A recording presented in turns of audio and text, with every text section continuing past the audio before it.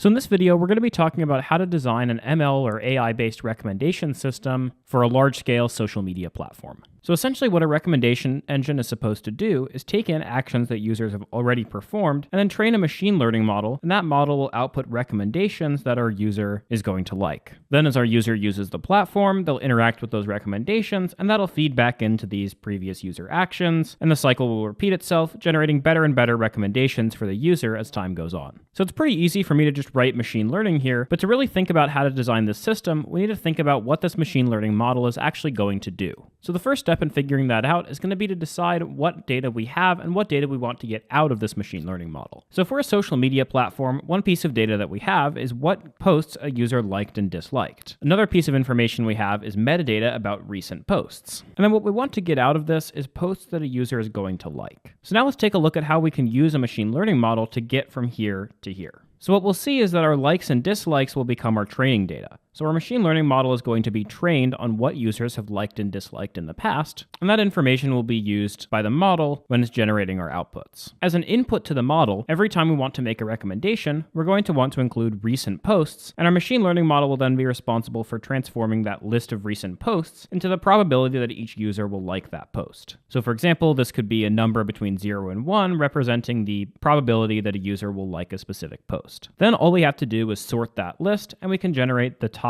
posts that a user is most likely to click like on. So just to recap, our likes and dislikes are our training data, our recent posts are the inputs to our model, and the probability that a user will like the post is going to be the output of our model. So now that we understand what our model is actually supposed to do, let's dive into actually how to deploy this model, train it, and run it on our recent data. So let's tackle the training part first. If you want to learn more about designing systems end-to-end, including how our users will interact with them, how data will be stored, and how it will be propagated throughout our system, I'd highly recommend you check out interviewpen.com for our full course on system design. So if we want to train our model, we have to have some server that can go out and do that. And remember, our training data is going to be historical likes and dislikes, so we probably have that data stored in a database somewhere, and our training server can be responsible for going out to that database and fetching that data that it can use to train on. Once it has this data, we can run our machine learning algorithm, and that'll output just a file that represents a trained model, and then we can load up that file later and use it to generate recommendations. Now our data on likes and dislikes is going to be changing over time, so we're going to have to retrain the model periodically. This can be as simple as a cron job that runs on the training server, so that every hour or day or whatever interval we see fit, we can simply retrain the model and output a new model file. So for a basic system, this is a perfectly good workflow for training a model. However, we do need some place to put this trained model file, and we want some visibility into how that model file is performing over time as the data updates. There's a lot of tools out there that exist to do just that, such as MLflow. MLflow will store our model files, and it'll allow us to store a bunch of metadata and track experiments over time, and that'll help us improve the accuracy of our model and make sure that our data is actually helping us over time. So as our training server generates our trained model file, we can have it push this model file out to our MLflow tracking server, and we can then use it from there. Now, if this is a very small scale system, this process of retraining the model every time should work. However, if this is a larger scale system, we'll likely incur a lot of overhead in downloading all of our data on all likes and dislikes within our system and retraining the model on it every single time.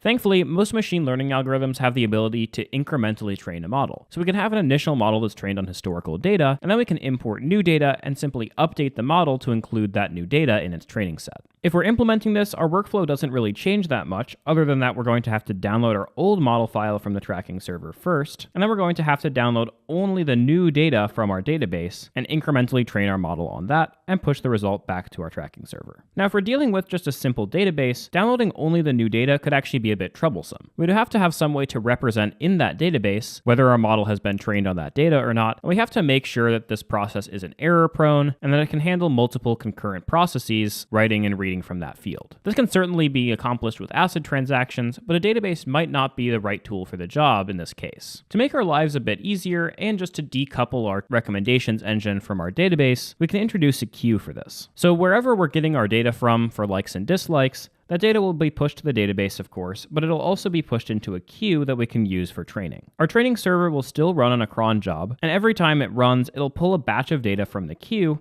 and use that data to incrementally train our model. Once we read the data from the queue, it's then removed from the queue, so this reduces a lot of the overhead of having to keep track of what we've read and what we haven't read. Now, there's one more optimization that we can make to this in terms of observability, and that's introducing a workflow orchestration system to give us some insight into when our process is running, what failed, what succeeded, and how long everything is taking. We can use a platform such as Airflow, which will allow us to create workflows that define what exactly is done on our training server, and then Airflow will handle the process of actually sending that as a task out to our training server and monitoring the results. Using Airflow as opposed to a simple cron job will both increase scalability in terms of adding multiple machines later on, and it'll give us a lot of observability into when things fail. So the next step here is going to be inference, but before we dive into that, let's do a quick recap of what we've gone over so far. So Airflow will be responsible for scheduling our training jobs, and whenever those training jobs are going to be run, they'll be dispatched to our training server, and our training server will be responsible for getting a batch of data from a queue, and that batch of data will include any new likes and dislikes that our model hasn't yet been trained on. Our training server will then get the old model from MLflow, incrementally train it on the new data, and then push that model back to the tracking server. So everything is done so far except for actually using that model to generate our recommendations. So let's dive into how that would work. The simplest option here is simply to have an inference API that will go out to MLflow, load up our model, and then use data in the database for our recent posts to actually provide recommendations to our users in real time. There's actually plenty of ML model serving services that exist that are designed specifically for hosting servers for generating recommendations off of an already trained ML model. The problem with this approach, however, is that our inference API has to actually run our machine learning model every single time we want to provide recommendations to our users. This could introduce a lot of latency for our users, so we might want some way to actually generate these recommendations beforehand and have them ready for the user as soon as they need them. So to do this, we're going to introduce an inference server, and just like with our training, we can have this read from a queue, and when any new posts are added, we can run inference on those posts to decide which users to serve them to. So our inference server will be constantly pulling from this queue. It'll use our model that's served on our tracking server, and then it'll generate our recommendations and push them into some sort of in-memory cache that we can then use to serve our results to our user. When our user is actually accessing our system, they'll have to go through some sort of API, and that API will be responsible for reading the data from the cache and getting their recommendations. Because this is just a cache,